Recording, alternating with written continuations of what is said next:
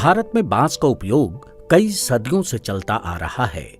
इस डॉक्यूमेंट्री में बांस रोपण तथा बांस में पुष्पण के बाद कैसे इसका प्रबंधन करें, इस बारे में जानकारी दी जा रही है।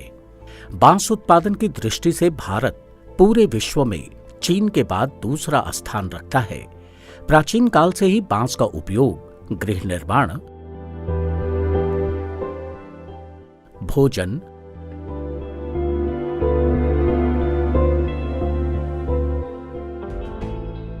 कागज, हस्तशिल्प,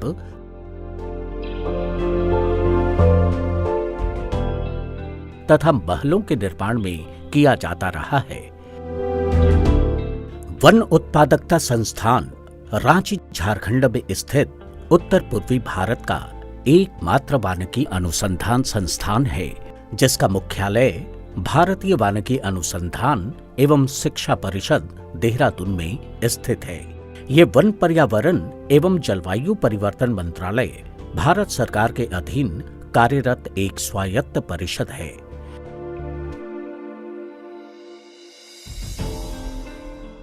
बांस, जिसे कि हम गरीबों की लकड़ी या ग्रीन गोल्ड या हरा सोना भी कहते हैं, यह प्रत्येक व्यक्ति के जन्म से मृत्यु तक के काम आने वाली प्रजाति है।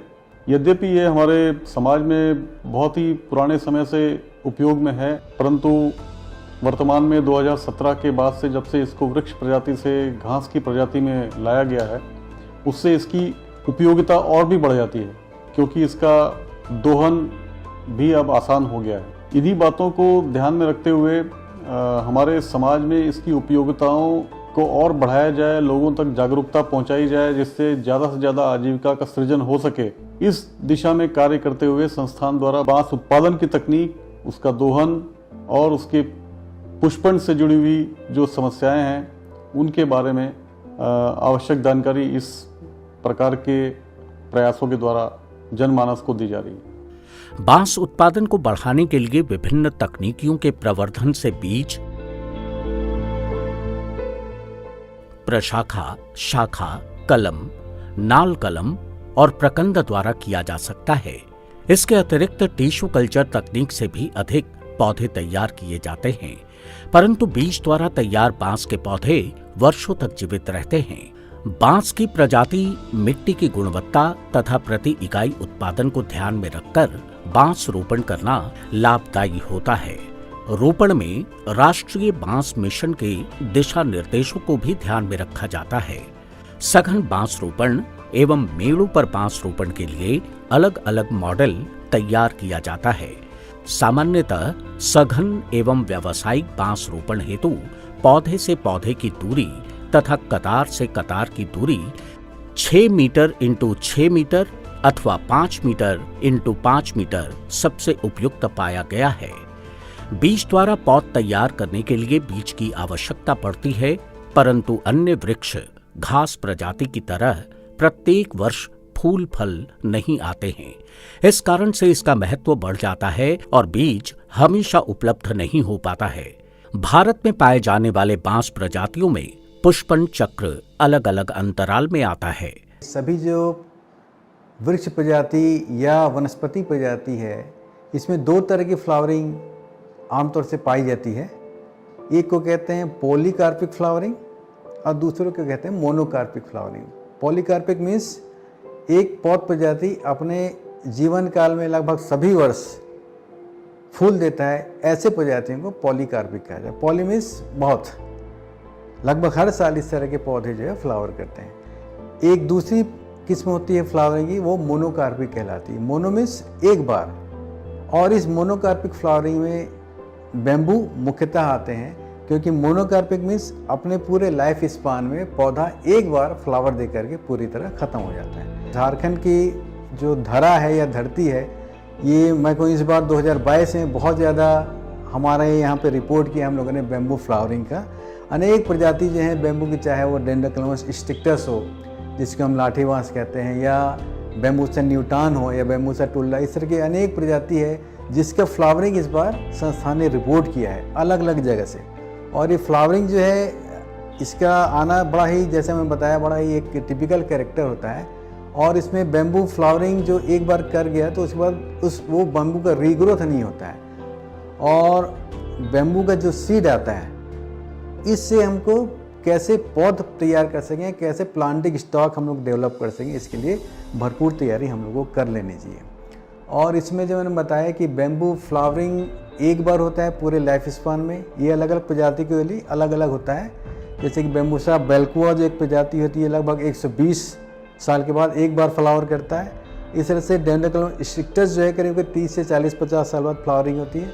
और कुछ बाँस की ऐसी प्रजाति हैं जैसे कि बैम्बूसा वल्गेरिस, इससे मतलब फ्लावरिंग रिपोर्ट ही नहीं है। तो ये अलग अलग प्रजाति के हिसाब से बैम्बू फ्लावरिंग जो है ये वेरी करता है। और कुछ प्रजाति जो नॉर्थ ईस्ट में होता है, ये लगभग हर साल फ्लावर करती है, लेकिन ये कभी मरती नहीं। इस तरह के जो कलम है या इस तरह के जो क्लम्प है वो कभी ख़त्म नहीं होते, डेड नहीं होते। ये भी एक बड़ा टिपिकल सा कैरेक्टर है बैम्बू का।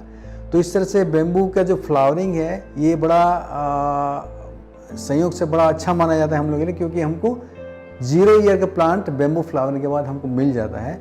0 ईयर मीन्स जो पौधा हमने बांस के सीड से तैयार किया उसको 0 ईयर काउंट हो जाता है। इसका मतलब ये कि आप आज जो बैम्बू का पौधा उगा रहे हैं वो कम से कम जितने स्पान के लिए बैम्बू फ्लावर करता है, 40, 50, 100, 120 साल, उतने साल तक बैम्बू का फ्लावर उसमें उस पर्टिकुलर जीवन टाइप में नहीं होगा।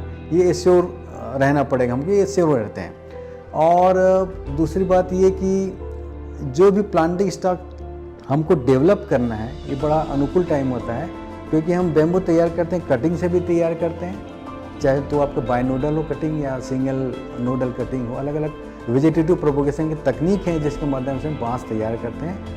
लेकिन फ्लावरिंग का विशेष लाभ ये होता है कि आप पूरे लाइफ स्पान में कोई 120 या 50 या 80 साल जैसे मैंने बताया इसमें फ्लावर नहीं करेगा। लेकिन ये कटिंग से जब तैयार करते हैं पौधे, इसमें ये होता है कि फिजियोलॉजिकल एज जो है पौधे का वो उसके साथ काउंट हो जाता है।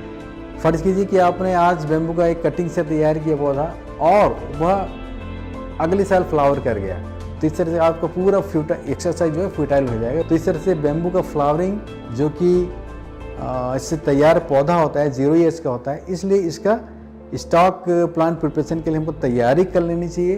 बैम्बू जो फ्लावर होता है ये 2 तरह का होता है, स्पोरेडिक और ग्रेगेरियस फ्लावरिंग। स्पोरेडिक मीन्स कहीं कहीं छुटपुट जो बांस के जो फ्लावरिंग की रिपोर्ट होती है या फिर घटना होती है, इसको हम स्पोरेडिक फ्लावरिंग करती है। इसके उल्टे जो ग्रेगेरियस फ्लावरिंग होती है, इसमें पूरा का पूरा जो बैम्बू का बखार है या जिसको कहते हैं बैम्बू का क्लम्प, पूरे झुंड के झुंड जो है वो फ्लावर कर जाता है। इस तरह 2 कैरेक्टर होता है इसमें, ग्रेगेरियस फ्लावरिंग और स्पोरेडिक फ्लावरिंग। बीज संग्रहण के बाद यथाशीघ्र बीजों को अंकुरित किया जाना चाहिए। इसके लिए पौधशाला में बेड तथा खाद युक्त मिट्टी की तैयारी कर लेनी चाहिए।